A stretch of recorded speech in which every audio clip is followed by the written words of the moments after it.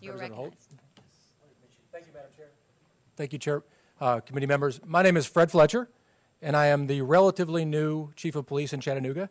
I come to you from the great state of Tennessee, which would likely not be possible without the sacrifices of the great state of Tennessee. So thank you for allowing me to speak on behalf of my experience, our experience in Chattanooga. I'd like to tell you all a little story. I'm new to Chattanooga. I've been there about a year, but I'm here because my agency and some leaders at my agency who preceded me took a leadership position on this problem-solving effort. And we were an early adopter of safety cameras, traffic safety cameras, and it all started with the death of youth in our community. We had a stretch of road that was extremely dangerous, and in the years preceding the implementation of traffic safety cameras, we had 8 deaths in this one particular stretch of road. And that stretch of road resisted all of our efforts, engineering efforts, enforcement efforts, manpower efforts. The deaths and the fatalities continued. And we sought a different problem-solving tool. And the tool we ended up implementing was traffic safety cameras. And since the implementation of traffic safety cameras in that stretch of road, there have been 0 fatalities, and traffic crashes, both injury and non-injury, have virtually disappeared. Yet despite that, traffic crashes and fatalities continue to pile up in the stretches of road on either side of where these cameras are implemented. In fact, just this year, I've had 2 traffic fatalities in the couple-mile stretch just north of where these traffic safety cameras are installed. So our experience in Chattanooga has been that it is a vital tool in our public safety problem-solving tool belt.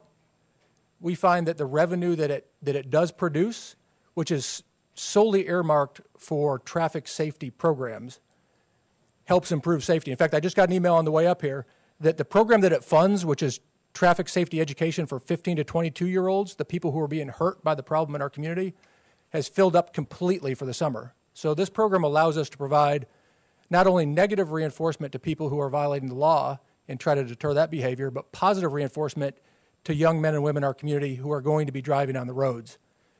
All of our funds, all of the funds that come to the city of Chattanooga go to fund these programs that would otherwise not be funded. It has reduced crashes. It has increased enforcement and changed the behavior of adults. It's allowing us to educate youths, and it has proved to be a vital investigation tool. We found somebody who was involved in a fatal crash outside of the stretch of road because of the evidence that the traffic safety cameras turned up.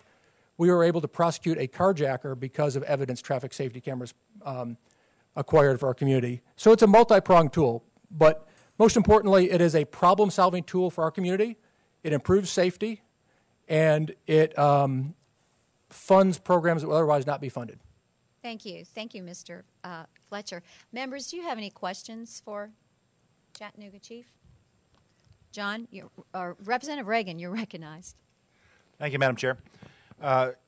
Just a couple of questions for point of clarity. The traffic code comes under the Tennessee Criminal Code, does it not? Yes, sir.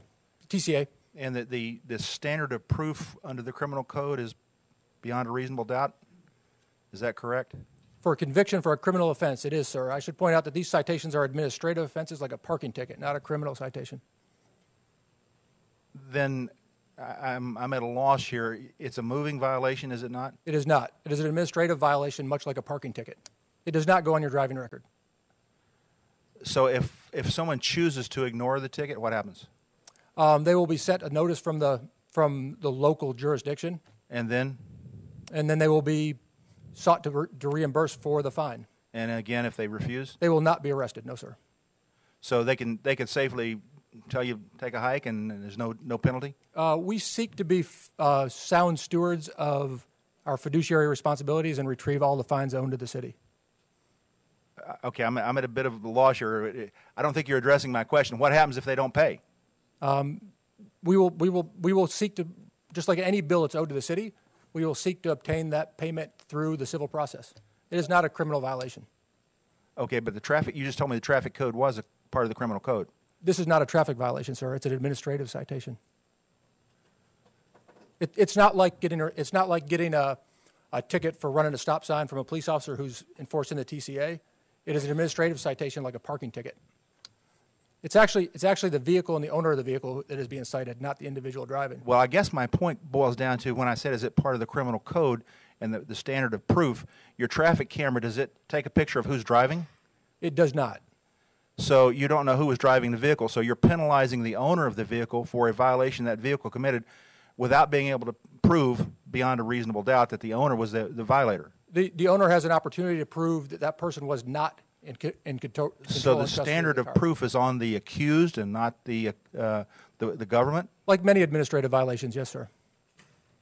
I'm afraid I have some difficulty with that because my research puts the traffic code, which this is a violation of, in the criminal code, which you just said it was, as standard of proof on the criminal code, proof beyond a reasonable doubt, and the burden of proof is on the government. And yet you're saying this is an administrative thing, and when I say what happens, if it's administrative, what happens if you don't pay, you really haven't given me an answer. Do you go after the credit rating of the individual? We do not. We do not. We seek payment, and we seek payment. We're not going to issue a warrant. We're not going to put a lien on you. We're going to seek payment just like we would any other bill do. Is there not an option on the citation that's sent for the individual to say, I want to come to court? There's a right to appeal to an administrative hearing, yes, sir. Just like the best analogy I can use is a parking ticket. Unfortunately, we've all gotten parking tickets, right? And there's a process. Oh, I'm sorry, Madam Chairman has not. We've all received parking tickets. Hopefully I'm not getting one now. You have a right to appeal that through the administrative process, and that's the best analogy I can use. Is this citation, even though it feels like the thing we've known for generations and generations, it is much more closely related to a parking ticket than it is to the ticket you would normally get from a police officer on the side of the road. Again, forgive my confusion here. This is not a moving violation. It's an administrative thing, but if the individual chooses not to pay it, and you're going to go send them a letter saying you owe us, and then what? Eventually, we're not going to put a lien on them. We're not going to do anything drastic, just like a parking ticket. A parking ticket might eventually get your car booted in some jurisdictions. That's a matter of local control to decide how they're going to seek compensation for unpaid parking tickets. The same thing would happen with this. It's a matter of what that local community wants to do. Our community does not want to take drastic measures to seek it. We find that we get very, very high voluntary compliance. Our community is supportive of these efforts, and we get large voluntary compliance. I think the voluntary compliance stems from the fact that people think that may be a moving violation. Perhaps so. We did a very strong education campaign when they were rolled out some years ago, and did everything we could do to let people know the nature of the citations. All right, we're talking a statewide application bill, so you've given your community, and you've said that other communities do it differently? I'm here to speak on the story of Chattanooga. Unfortunately, I've only been here 9 months, and I have not had a chance to travel the state as much as I'd like. I came here to tell the story of Chattanooga, which has been that it has saved lives, and it has been embraced by many of our community members. And excuse me again, the fine that we're talking about is $50, correct? 50, yes, sir. Okay. And it's set at $50. Why? State law. State constitution, right? Right. So that kind of begs the question again, why you're calling it an administrative procedure. It is what it is. It's not a violation of the TCA criminal code. It's a violation of an administrative rule, just like a parking ticket is. I'm afraid I would disagree with you. Madam Chair, do we have counsel here who can address the portion of the code? We sure do. Right here to my left is Miss Megan. Will you address that question? I'm sorry. I think we have to be in session for that or not? Okay. Yes, Representative Reagan, it's my understanding that the cameras can catch a violation of a portion of the Tennessee Code which prohibits, as a criminal violation, a person from running a red light. And specifically, the part of the TCA that it's sort of catching violations of is 55.8.110A3. And so it's my understanding that under normal circumstances, even if a camera weren't used, that is considered a criminal violation. But it is a non-moving traffic violation. But the 55.8.198 does state that it is subject to a fine not more than $50. And it does say that if a person does not pay the traffic citation, that they can appear in court at the time specified, and and it does reference language that says that the person may be convicted or found guilty of or enter a plea of nolo contendere to the offense, and so I interpret that to be a criminal violation. Thank you, Madam Attorney. Back to our guest, if I could, please. Given that interpretation, do you still maintain this is an administrative only? I believe the enforcement is administrative of a criminal violation. Yes, sir. So it's a criminal violation? That the behavior being addressed with the administrative infraction is a criminal violation. Yes, sir.